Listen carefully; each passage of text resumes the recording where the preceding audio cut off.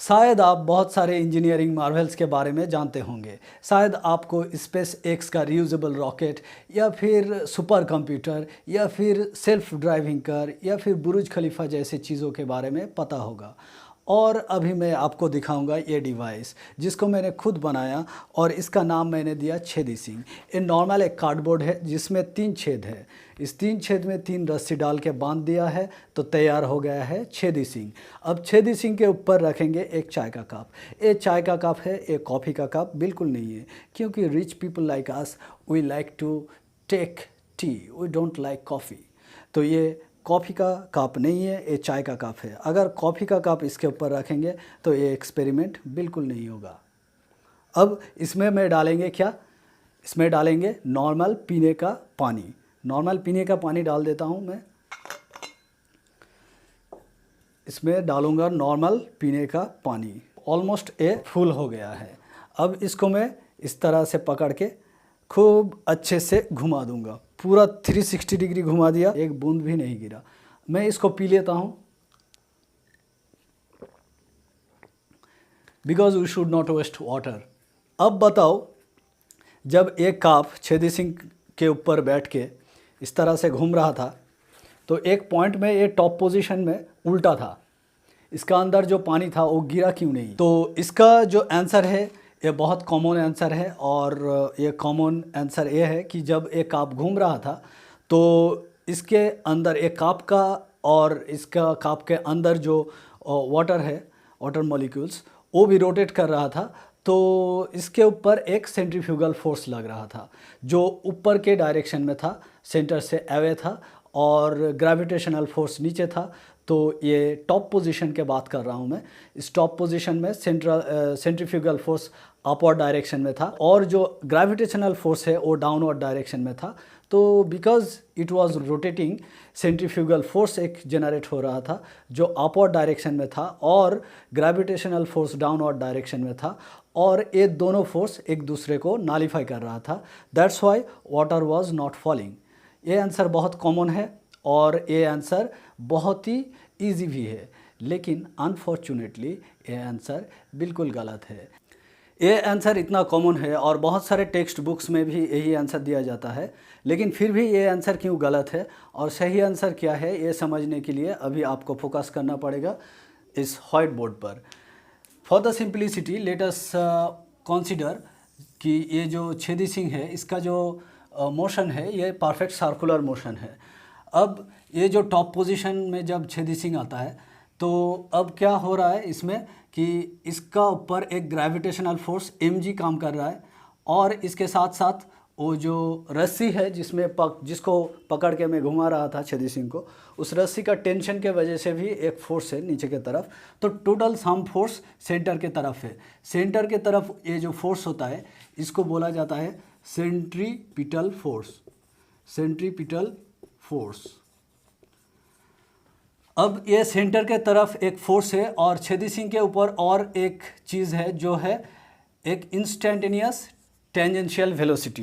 ये tangent along this tangent Chhedi Singh का एक इंस्टेंटेनियस वेलोसिटी भी है, और इस टेंजेंशियल वेलोसिटी के वजह से इसका एक टेंडेंसी है अलोंग टेंजेंट निकल जाना।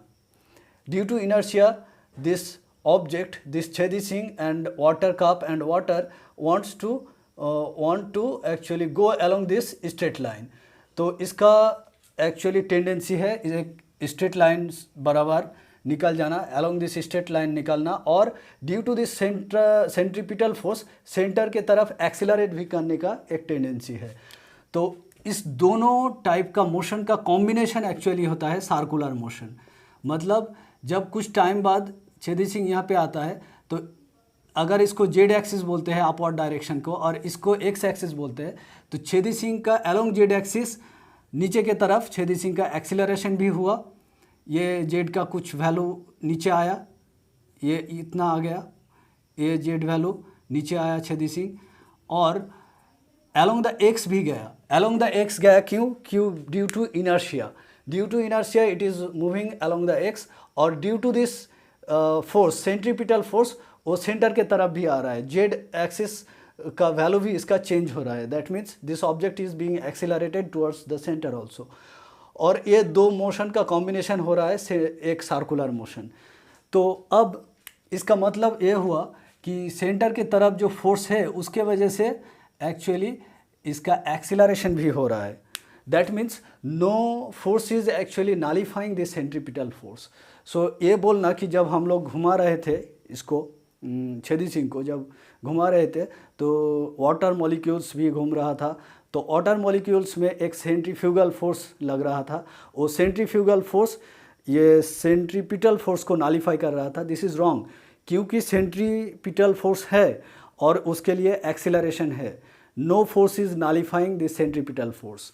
सो यहाँ पे no force is nullifying centripetal force. Centripetal force के लिए एक्सीलरेशन तो है, इसलिए वो एक सेंटेंस गलत है। दूसरा बात यह है कि सेंट्रीपिटल फोर्स जिस फ्रेम से, मतलब मेरे फ्रेम से जब छेदी सिंह रोटेट कर रहा है तो छेदी सिंह के ऊपर, वाटर के ऊपर कोई भी सेंट्रीफ्यूगल फोर्स कंसीडर करने का कोई ज़रूरत ही नहीं है। ठीक है, सेंट्रीफ्यूगल फोर्स है ही नहीं इनर्शियल फ्रेम के रेस्पेक्ट में, मतलब मेरे फ्रेम के रेस्पेक्ट में वो छेदी सिंह के ऊपर, वाटर के ऊपर कोई भी सेंट्रीफ्यूगल फोर्स नहीं है। सो ऐसा बोलना कि मैं एक ऑब्जेक्ट को घुमा रहा हूँ तो इसके ऊपर सेंट्रीफ्यूगल फोर्स लग रहा है, दिस इज़ रॉन्ग।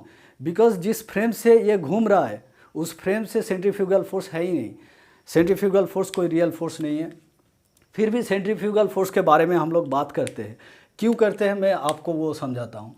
देखिए, जब छेदी सिंह के पर्सपेक्टिव में आप वाटर मॉलिक्यूल्स को देखेंगे तो छेदी सिंह को लगेगा कि वाटर स्थिर है, water molecules are static not moving.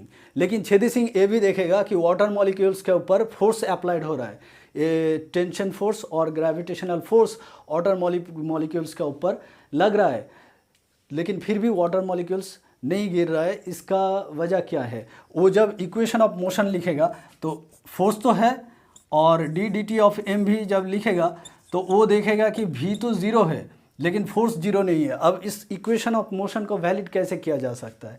इसीलिए छेदी सिंह एक इमेजिनरी फोर्स ऐड कर देता है रियल फोर्स के साथ। रियल फोर्स जो है टेंशन और एम जी मतलब ग्रेविटेशनल फोर्स, उसके साथ एक इमेजिनरी फोर्स वो ऐड करता है,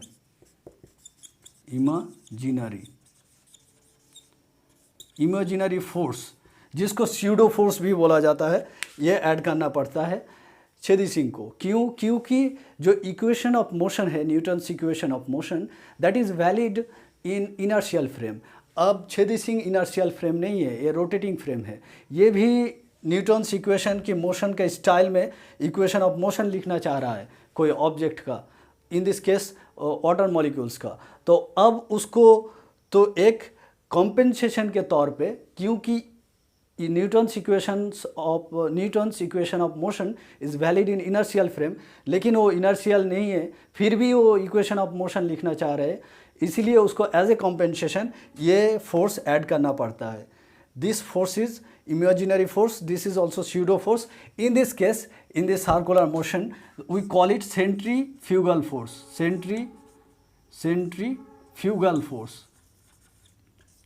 Centrifugal force बोलते हैं हम लोग। सिर्फ वाटर हाँ, तो अब राइट साइड जीरो है तो एफ डैश का वैल्यू कितना होगा? एफ डैश का वैल्यू एग्जैक्टली माइनस एफ का बराबर होगा। इन दिस केस देन अगर कोई सर्कुलर, परफेक्ट सर्कुलर मोशन होता है तो एफ डैश जो इमेजिनरी फोर्स है, जो सेंट्रीफ्यूगल फोर्स है, वो सेंट्रीपिटल फोर्स के बराबर होता है, उसका वैल्यू बराबर लेकिन ऑपोजिट डायरेक्शन में होता है। और ये सेंट्रीफ्यूगल फोर्स किसका पर्सपेक्टिव में है, कौन सा फ्रेम से कंसीडर करना पड़ रहा है? ये कंसीडर करना पड़ रहा है छेदी सिंह के फ्रेम से। So this is one thing. और कोई भी ऑब्जेक्ट का अगर मोशन इस तरह का रोटेटिंग फ्रेम या फिर ये परफेक्ट सर्कुलर मोशन नहीं हो के कोई भी जनरल मोशन में है जो इनर्शियल नहीं है, इस तरह का फ्रेम से कोई भी ऑब्जेक्ट का इक्वेशन ऑफ मोशन लिखना चाहेंगे तो हम लोगों को बहुत सारे मतलब दो तरह के का इमेजिनरी फोर्स कंसीडर करना पड़ता है। एक तो ये हो गया सेंट्रीफ्यूगल फोर्स, और दूसरा और एक फोर्स है जिसको हम लोग बोलते हैं कोरियोलिस फोर्स। तो वो आपका सिलेबस में शायद है नहीं, तो आपको ये सेंट्रीफ्यूगल फोर्स क्या है ये पता चल गया कि ये है जब रोटेटिंग फ्रेम से हम लोग कोई ऑब्जेक्ट का इक्वेशन ऑफ मोशन लिखना चाहते हैं तो तब हम लोगों को एक इमेजिनरी फोर्स ऐड करना पड़ता है रियल फोर्स के साथ। तो ये इमेजिनरी फोर्स है, और ये जब हम लोग नॉन इनर्शियल फ्रेम से इक्वेशन ऑफ मोशन कोई ऑब्जेक्ट का लिखना चाहते हैं तब कंसीडर करना पड़ता है। तो अगर हम बोलते हैं कि कोई ऑब्जेक्ट को मैं घुमा रहा हूँ इसलिए सेंट्रीफ्यूगल फोर्स लग रहा है, ये गलत है, क्योंकि जिस फ्रेम से ये ऑब्जेक्ट घूम रहा है उस फ्रेम से तो सेंट्रीफ्यूगल फोर्स है ही नहीं, कंसीडर भी नहीं करना पड़ रहा है। ठीक है, सेंट्रीफ्यूगल फोर्स है वो जो ऑब्जेक्ट घूम रहा है उसी के फ्रेम से। ठीक है, और कोई भी फोर्स सेंट्रीपिटल फोर्स को नॉलिफाई नहीं कर रहा है।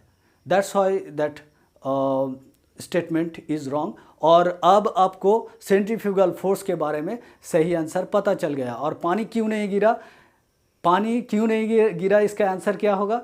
पानी एक्चुअली गिर रहा है, लेकिन उसके साथ साथ एक जो टेंजेंशियल भी मोशन भी है, that's why it is actually following the circular path. Okay, it is actually following, ये गिर नहीं रहा है। ये हम लोगों को लग रहा है कि गिर नहीं रहा है, क्योंकि गिरने का जो हमारा आइडिया है वो सीधा नीचे गिरना है अलोंग द जेड एक्सिस, लेकिन यहाँ पे क्योंकि दो मोशन कॉम्बाइंड हो गया इसलिए ये सर्कुलर पाथ फॉलो कर रहा है। ये गिर भी रहा है और सीधा भी जा रहा है, that's why it is following the circular path. So actually water is falling. Okay, so I hope that you have understood centrifugal force, और ये जो सवाल मैंने किया था इसका आंसर भी आपको समझ में आ गया है। और I hope that you have enjoyed this concept. और अगर आपको ये अच्छा लगा तो please hit the like button, also subscribe this channel, और ये आप लोग शेयर कीजिए, ज़्यादा से ज़्यादा शेयर कीजिए ताकि ये वीडियोस उन लोगों तक पहुँचे जो इसको मतलब देखना चाहेंगे। तो specially class 11th and 12th student को ये बहुत बेनिफिशियल रहेगा। So thank you for watching, I will see you soon in the next video.